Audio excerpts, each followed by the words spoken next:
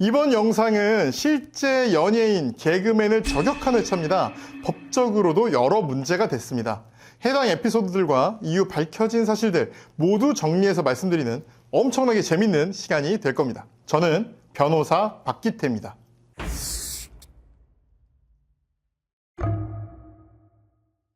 어느 방송사의 봉채 개그맨입니다. 따뜻하고 가정적인 이미지예요. 그런데 돈이 없어서 실제로 연예인들 그런 경우들 의외로 많죠. 그래서 아이 학원비를 주지 못할 때도 있고 촬영 스텝이라는 사람과 팔짱을 끼고 가는 모습도 아내가 본 적이 있습니다. 하지만 아내는 남편을 믿어요. 열심히 일하는데 제대로 못해서 안타깝다 이렇게만 생각을 하고 있었죠. 그런데 남편이 교통사고를 당하게 됩니다. 그래서 남편을 병원으로 보내고 차를 이제 정리를 하는데요. 차를 정리하는 과정에서 계좌를 하나 보게 됩니다. 이 계좌에서 한 달에 1,000만 원 이상의 돈이 들어온 걸 보게 돼요. 그리고 여기에 호텔에서 돈 쓴 흔적, 어느 여성에게 돈 쓴 흔적도 보게 됩니다. 아내는 분노합니다. 임신 중에도 나는 열심히 일해서 돈 벌고 나는 평생 너 뒷받침을 하고 아이도 혼자 내가 키웠는데 아이 학원비도 주지 못한다고 하면서 알고 보니 돈을 벌고 있던 거였어? 알고 보면 너 바람 피웠던 거였어? 이렇게 얘기하면서 분노합니다. 간통죄로 고소할 것도 생각을 했는데요. 남편이 비는 모습, 다시는 그러지 않겠다라고 하는 마음에 그런 모습을 보고 마음이 약해져서 용서하게 됩니다. 하지만 남편은 그 후에도 달라지질 않아요. 오히려 아내를 의부증 환자 취급하면서 폭력을 행사합니다. 이렇게 협의 이혼을 하게 되거든요. 그래서 조건은 이겁니다. 장모한테 빌린 8,000만 원 갚아라. 그리고 두 번째, 양육비 매월 100만 원 지급해라. 이렇게 얘기합니다. 4년 뒤 남편은 그동안 양육비 지급을 하지 않았습니다. 아내는 전 남편한테 전화했는데 전화번호가 끊겼어요. 어디서 뭘 하는지 찾기가 어려워요. 남편의 지인들에게 물어봅니다.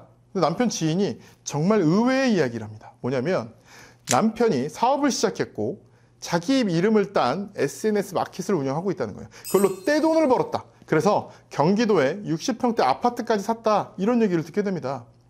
어렵게 아내는 전 남편을 찾아갔어요. 그때 불륜이었던 이전에 만났던 스텝이라는 그 여자와 재혼을 한 상태입니다. 남편은 좋은 차를 갖고 있고요. 명품을 두르고 있어요. 그리고 그 여자와 팔짱을 끼고 결혼한 모습도 보여줍니다. 그리고 얘기하죠. 새로운 아이가 생겼다. 새로 생긴 아이만 내 아이다. 나는 옛날 아이한테 관심이 없다. 양육비도 주지 않겠다. 이런 이야기까지 합니다. 아내는 돈을 받기 위해서 남편에게 감치 명령을 신청합니다. 근데 경찰이 뭐라고 하냐면 남편 주소가 고시원으로 돼 있어서 찾을 수가 없다 이렇게 얘기를 하죠. 버젓이 본인 SNS 마켓 방송에 나오고 있는데도 불구하고 주소가 잘못됐기 때문에 찾을 수가 없어서 감치도 안 된다고 얘기하는 거죠. 아내는 너무 분노합니다. 그래서 현장에 있는 남편을 잡아서 감치를 시키게 됩니다.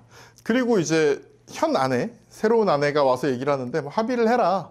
합의 500만 원 줄 테니까 합의하자. 합의가 싫으면 15일 살도 나오면 되지. 이렇게 뻔뻔하게 얘기를 합니다.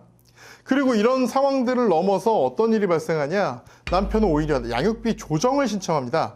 자기는 월 120만 원밖에 못 받는다는 거죠. 그래서 100만 원이나 양육비로 줄 수가 없다는 거예요. 모든 사업자 명의 같은 건 새로운 아내 명의로 돼 있고 남편의 월급은 120만 원만 돼 있는 겁니다. 그래서 법정에 양육비 조정을 신청하는데 법원에서는 우리는 객관적인 증거로 판단을 할 수밖에 없어요 라고 얘기를 하고 오히려 60만 원으로 양육비를 감액하게 됩니다. 아내는 법마저 자기 편을 들어주지 않은 상황 때문에 눈물을 흘리게 됩니다. 이 회차가 방송되고 나서 분노한 사람들이 이 남자 누구냐? 도대체 누구냐? 이렇게 막 찾기 시작했습니다. 그리고 여러 조건에 맞는 남편을 찾던 사람들은 개그맨을 그만두고 온라인 라이브 판매를 주업으로 하고 있는 사람, 바로 임성훈이라는 사람이 있는 걸 알게 됐습니다. 그리고 수많은 비난이 쏟아지게 되었습니다. 여기에 대해서 임성훈이 입장을 밝혔습니다. 90%가 거짓말이라는 거예요. 아내는 내 뒷바라지 한 적이 없다. 우울증도 나 때문에 걸린 게 아니다. 무슨 사촌 오빠 때문에 걸린 거다. 나는 절대로 폭행도 한 적이 없다. 이게 다 거짓말이다. 그리고 결혼 기간 중에 난 불륜한 적 없다. 이혼 후에 재혼한 거다. 그리고 양육비 초반에 150만 원씩 지급을 하다가 사정이 안 좋아서 좀 늦어지긴 했지만 지급한 것도 있다. 방송은 사실이 아니고 채널 A다. 고소할 거다. 이런 얘기를 했습니다. 실제로 이 방송은 분명히 과장된 부분이 있는 것 같아요. 양육비도 100만 원이 아니라 150만 원이었던 것 같은데 좀 깎아서 얘기한 것 같고, 하지만 저는 이 개그맨이 사실이 아니라고 증거들을 좀 제시를 해가지고 몇 개 언론사에 나왔거든요. 저는 이걸 보고 더 황당했어요. 아니 일단 본인이 양육비 못 준 거 맞잖아요.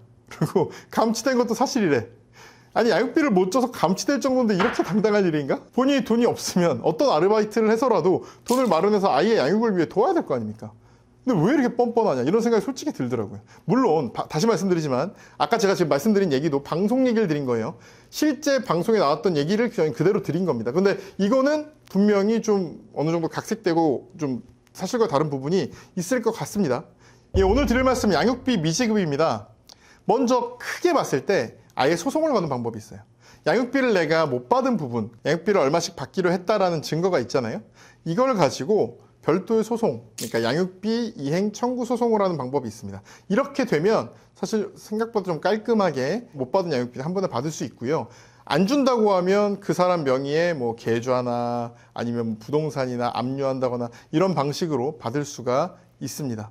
그런데 실제로 소송에 나선다는 건 좀 쉽지가 않아요. 좀 변호사 비용 부담도 있지만 그거보다 과연 소송까지 할 일인가? 이런 생각을 하게 되는 경우들이 많고 또 그 미지급 양육비가 막 한참 커지지 않으면 이 소송을 못하는 경우들이 많아요. 그래서 소송 외의 방법도 말씀을 드리겠습니다. 첫 번째는 직접 지급 명령이라는 게 있어요.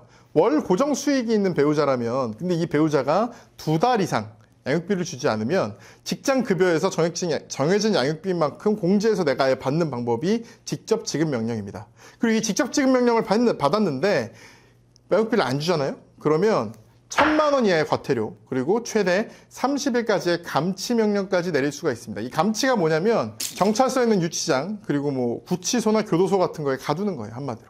그렇기 때문에 이 감치를 통해서 돈을 받는 경우들도 많고요. 또 출국 금지나 운전면허 정지도 가능합니다. 처음부터 감치 가는 경우 거의 없어요. 그럼 무슨 말이냐면 과태료 처분도 아마 나왔을 겁니다. 즉 확실하진 않지만 많은 경우에 감치까지 된 경우는 그 앞에 직접 지급 명령도 있고 그러니까 청구를 했고 그래도 주지 않아서 과태료까지 나왔고 과태료가 나왔는데도 주지 않아서 감치가 됐을 가능성이 대부분이라고 보시면 되겠습니다. 두 번째는 급여 소득자가 아닌 경우 있잖아요. 담보 제공 명령이라는 게 있어요. 담보 제공 명령이 나오면 일부 돈을 계속 받을 수는 없지만 그만큼 담보를 미리 잡아놓고 그 담보 안에서 돈을 얼마씩 받아갈 수 있게 처리가 됩니다.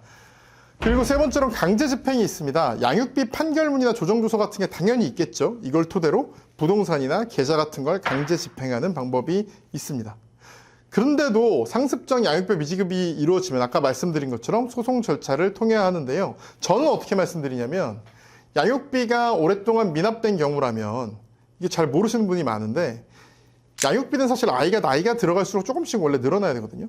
근데 자체 증액은 안 되고 조서상 정해진 거는 아이가 이혼할 당시 양육비 지급하기로 한 당시로 고정이 되죠. 그래서 아이가 나이가 들면 그거에 따라서 뭐 3년, 4년, 5년 이렇게 되면 그거에 따라서 양육비를 증액하려는 청구를 하는 경우들이 많거든요.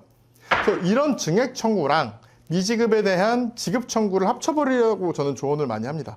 무슨 말이냐면 그동안 못 받은 게 뭐 한 500만 원이라고 예를 들어보면 양육비 올려달라는 청구를 하면서 동시에 지금까지 안 준 것도 달라 이런 식으로 두 개를 한꺼번에 청구를 하면 한 소송에서 증액과 미지급 양육비를 받는 거 둘 다 할 수 있고 이렇게 소송 결과가 나오게 되면 사실 뭐 상대적으로 좀 더 간단하게 강제 집행이라든가 이런 걸 할 수 있거든요. 그래서 남편이 부동산이나 계좌나 어쨌든 본인 명의의 돈이 조금이라도 있는 경우라면 저는 두 가지를 동시에 하라고 소송을 하라는 쪽으로 오히려 권해드리는 편입니다. 오늘은 이혼 찬반을 논하는 거는 큰 의미가 없죠. 이혼도 했으니까. 그래서 오늘의 이야기에 대해서 양육비를 주지 않는 남편 어떻게 생각하는지 그리고 이 개그맨 건에 대해서 어떻게 생각하시는지 여러분의 의견을 댓글로 남겨주세요.